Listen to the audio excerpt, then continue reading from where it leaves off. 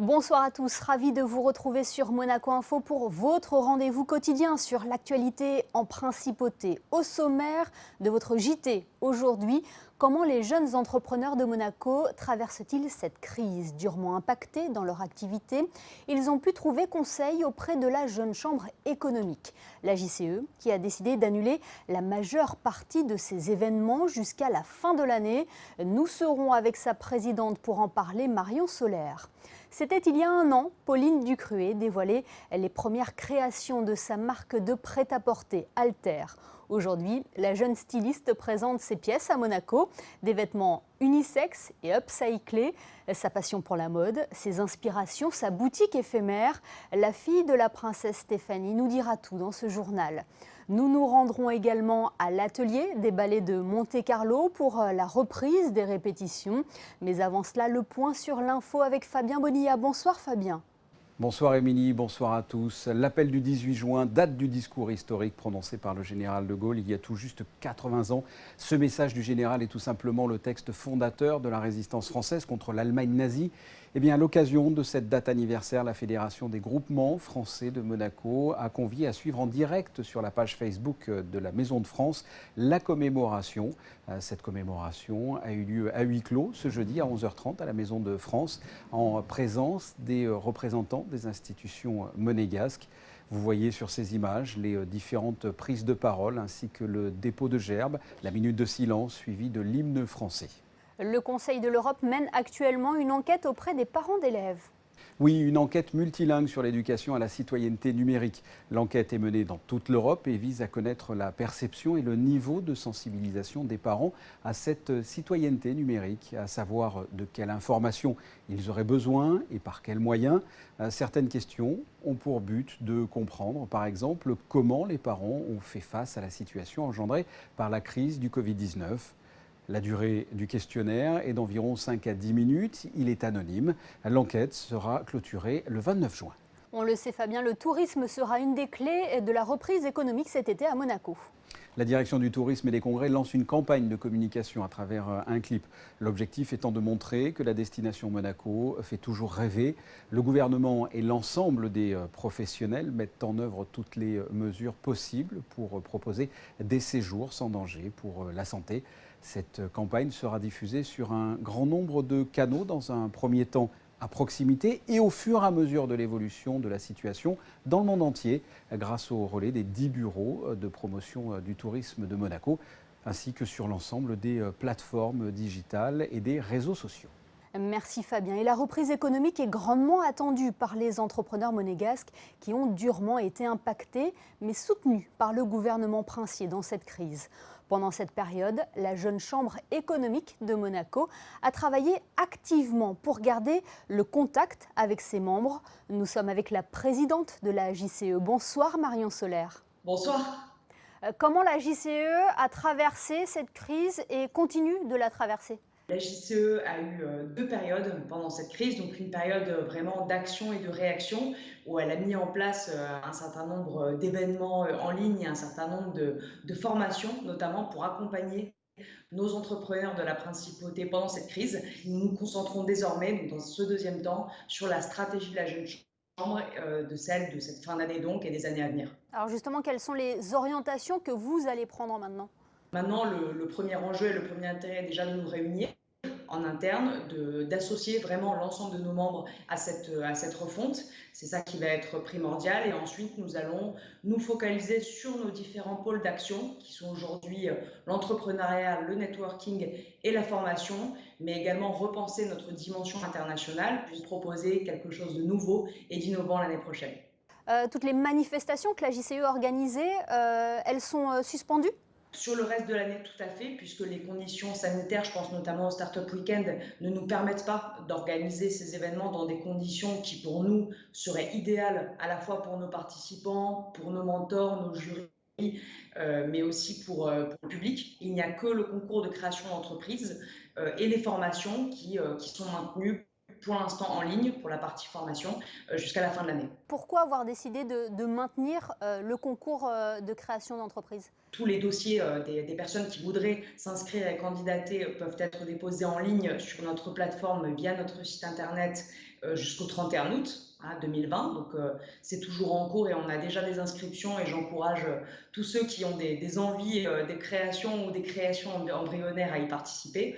Et ensuite, puisque le jury se réunit pas plus de 10 personnes dans des conditions donc, qui sont tenables aujourd'hui au niveau des mesures sanitaires. Et la cérémonie des lauréats se déroulera aussi comme d'habitude? Les trophées de l'entrepreneuriat qu'on organise depuis maintenant 2 ans réunissent l'ensemble de nos concours pour des raisons évidentes, vous l'aurez compris, les concours étant fortement limités puisque nous ne gardons que le concours de création.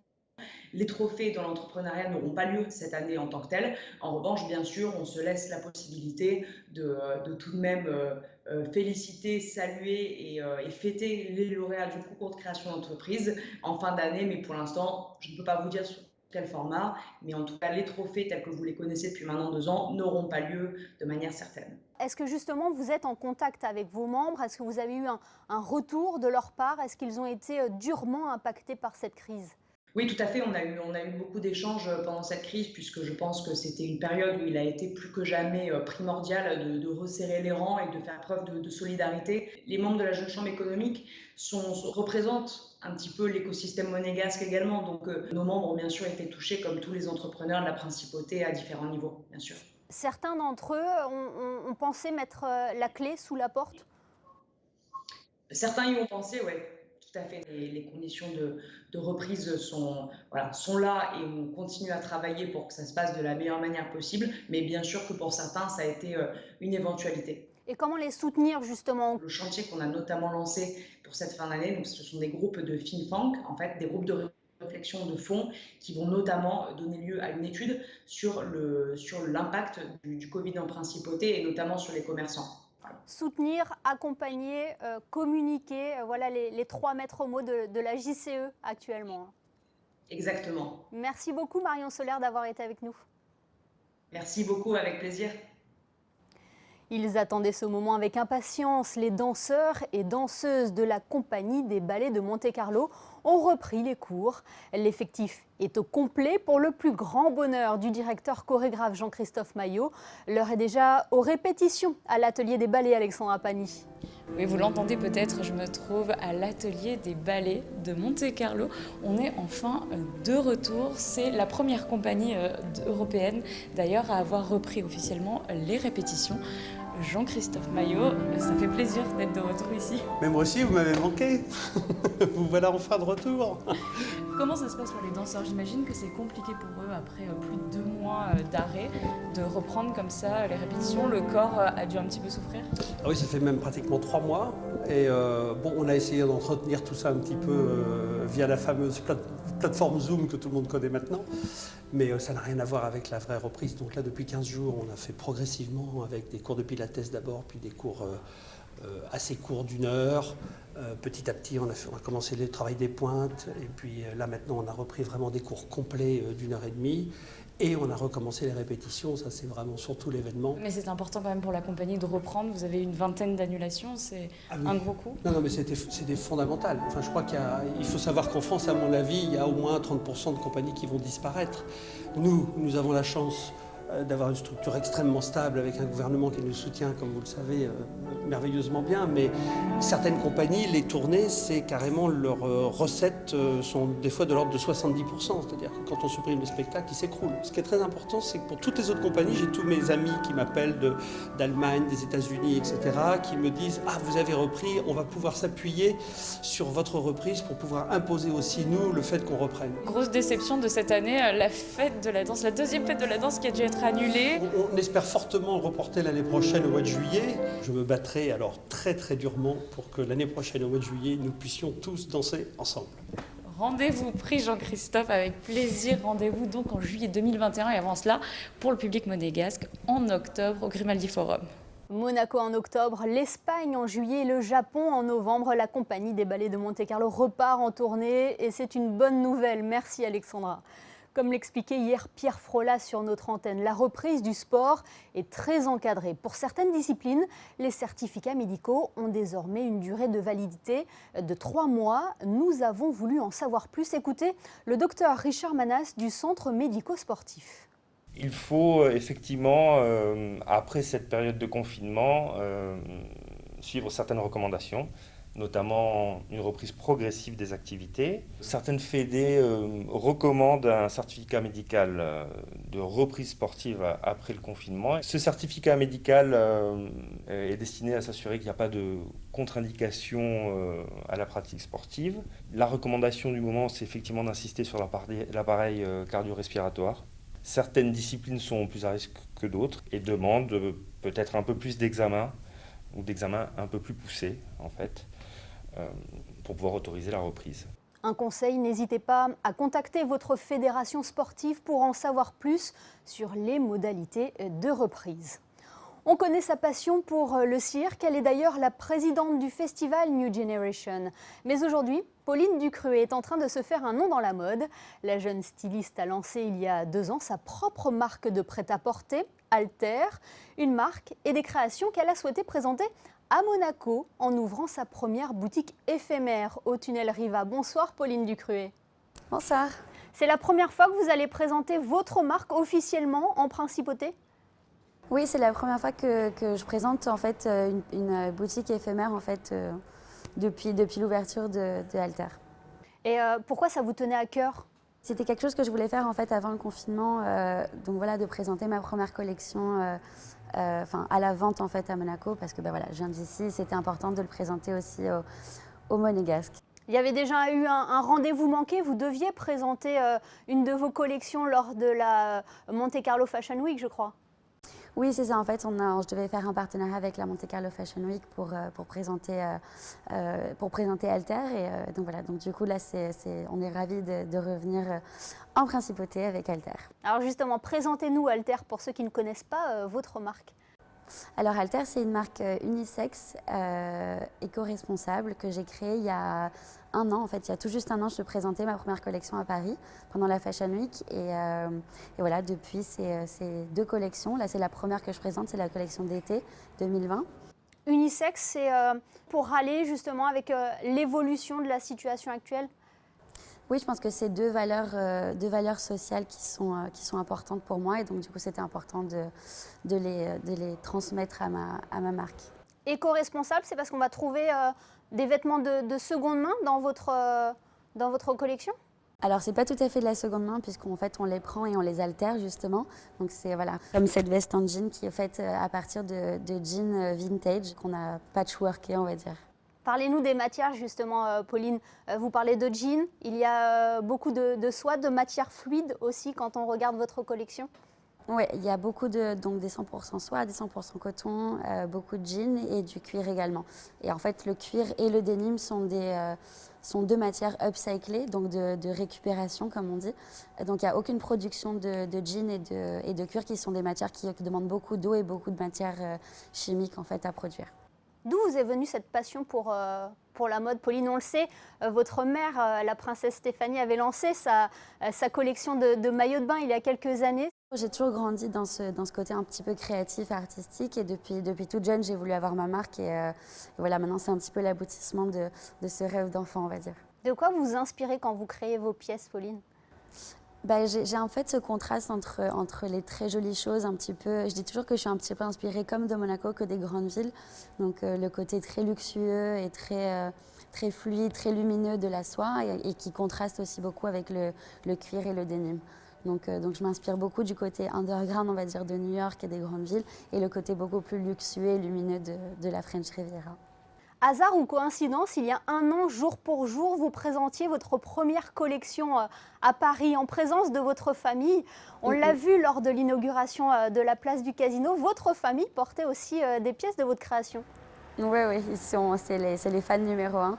Et après, rien n'est fait par hasard, bien évidemment. C'était un souhait aussi de faire ce pop-up pour les 1 an de l'Alter. Est-ce que le confinement a joué sur votre création? Est-ce que vous avez eu des nouvelles idées justement pour votre prochaine collection? J'ai passé énormément de temps, c'est vrai, à créer, à dessiner, à penser à de nouveaux modèles et de nouvelles façons aussi de ramener l'éco-responsabilité et l'inclusivité qui sont deux valeurs de Alter dans la discussion de la marque. Et donc oui, il y a eu beaucoup de réflexions, beaucoup de créations, beaucoup de dessins. Rendez-vous donc au Tunnel Riva jusqu'à dimanche pour découvrir votre marque Alter. Merci beaucoup Pauline Ducruet d'avoir été avec nous. Merci à vous. Nous passons au point info pratique avec vous, Fabien. La mairie de Monaco installe de nouveaux dispositifs dans ses locaux. Absolument. Suite à la crise du Covid-19, sachez si vous devez vous rendre à la mairie, tout d'abord que le port du masque est obligatoire, mais surtout que le hall est équipé désormais d'une borne d'analyse de la température, sans oublier des distributeurs de gel hydroalcoolique à pied mis à disposition par la SMA. Du sport à présent et on commence par la Formule E. Oui, et la reprise de cette compétition le 5 août prochain. Mais attention, avec 6 courses en 10 jours pour déterminer l'issue de la saison de Formule E. Pour information, la compétition s'était arrêtée le 29 février. Ces 6 rendez-vous permettront de terminer la saison qui comptera 11 manches. Les 6 courses sont programmées en 10 jours, donc les 5, 6, 8, 9, 12 et 13 août. Le tout sur un seul circuit à Berlin, sur le site d'un ancien aéroport. Les courses se dérouleront à huis clos et le tracé sera modifié toutes les 2 épreuves. Je vous le rappelle, l'écurie monégasque Venturi est bien sûr en compétition. De la Formule E, on passe au foot, Fabien. C'était dans les tuyaux et c'est officiel avec une finale à 8 de Champions League pour terminer cette saison européenne. Dans le détail, les quarts de finale se dérouleront du 12 au 15 août, les demi-finales les 18 et 19 août et la finale le dimanche 23 août, tout cela à Lisbonne. Toutes les rencontres se dérouleront à 21 h. Les tirages au sort des quarts de finale et des demi-finales auront lieu le 10 juillet prochain et le calendrier exact des matchs sera communiqué à ce moment-là. Merci Fabien. N'oubliez pas, le réseau Malizia est toujours actif. Continuez de partager avec nous vos photos, vos vidéos sur notre page Facebook. Nous diffuserons vos meilleures publications. En attendant, voici le best-of des réseaux sociaux.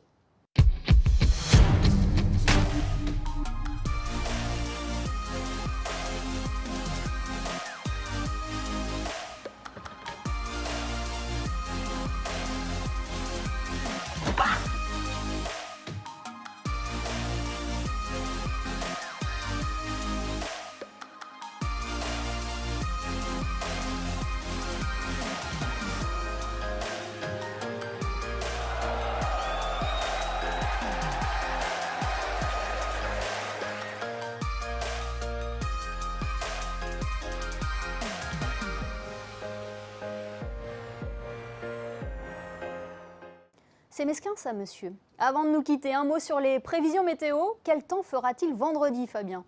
Eh bien, la journée sera agréable avec un large soleil, parfois voilé par quelques nuages, mais rien de sérieux. Il fera de 16 à 22 degrés. Le soleil se lèvera à 5 h 48 pour se coucher à 21 h 15. Et ce vendredi, nous fêterons les Romualdes. Et pourvu que ça dure, merci Fabien et merci à vous de nous être fidèles chaque soir sur Monaco Info. On se quitte en images avec les photos de Michael Alési et la reprise des répétitions pour la compagnie des ballets de Monte-Carlo. À demain pour un nouveau JT sur Monaco Info.